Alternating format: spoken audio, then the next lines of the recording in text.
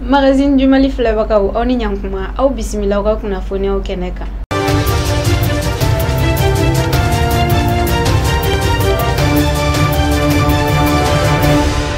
Bakurubaw la an b'aw ladɔnniya k'a fɔ ko Russie ni Afrique ka conférence filanan kɛnɛ kɔni kan.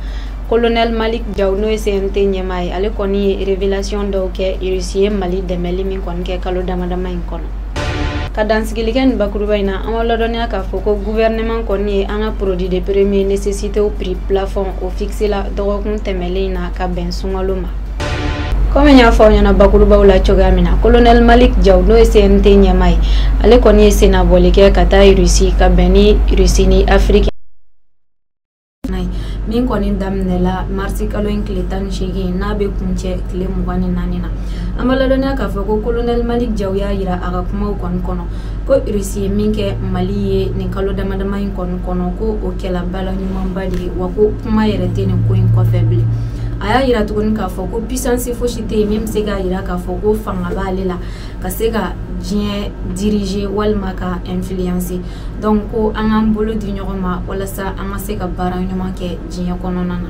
O ko kɔni hukumu kɔnɔna na sa Vladimir Putin n'o ye Russie jamana ɲɛmaa ye ale y'a yira a ka kumaw kɔni kɔnɔna na ko ale dalen b'a la k'a fɔ ko an bɛ se ka ɲɔgɔn dɛmɛ ka se ka taa sira ɲuman dɔ kan Afrique ni Russie bɛɛ ka ɲɛtaga bɛ min kɔnɔna na. K'aw ladɔnniya k'a fɔ ko conférence in kɔni bɛna kɛ sababu ɲuman ye leaderw ale ni homme d'affaires ma walasa ka se ka échanger dɔ kɛ u ka axe prioritaire kan n'o de bɛ tali kɛ éducation n'o ye kalanko ye ale ni lakana ani économie ka fan kɔni fɛ. Comme an kun y'a fɔ aw ɲɛna bakurubaw la cogoya min na, gouvernement kɔni ye an ka produit de première nécessité prix fixé dɔgɔkun tɛmɛlen na min kɔni bɛnna sunkalo nali ma. K'aw ladɔnniya k'a fɔ ko o ko kɔni kɛlen kɔfɛ commerçant ka ɲɛmaaw fana y'a yira k'a fɔ ko sensibilisation bɛna kɛ walasa commerçant si kana tɛmɛ prix kofɔlen kan wa ko ni min tɛmɛn'a kan fana ko sanction bɛ ta ka ɲɛsin o tigi ma. Consommateurs fana y'a yira k'a fɔ ko gouvernement ka o décision kɔni commerçant sera k'a labato k'a bɛ kɛ nɔgɔya ye bɛɛ ma wa ko sunkalo in ɲuman bɛna tɛmɛ hɛrɛ ni baden fana la. Ka dansigilikɛ bi kunnafoni na an b'aw ladɔnniya k'a fɔ ko Tombouctou mara kɔni kɔnɔna la faamaw ka kan min kɔni bɛ sunpi n'o bɛ ɲɛfunke cercle kɔnɔna na o attaquera dimanche tɛmɛlen marisi kalo tile 19 san 2023 min bɛnna nɛgɛ kaɲɛ 8 ma.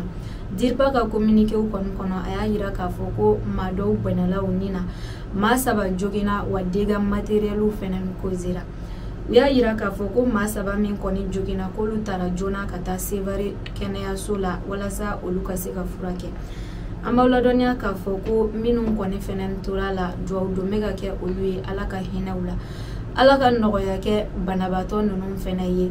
Hali sisan Ala ka basigi la na Mali kɔnɔ. Ni ne bɛ dansigilikɛ bi kunnafoni na aw kan bɛn magazine du Mali sanfɛ.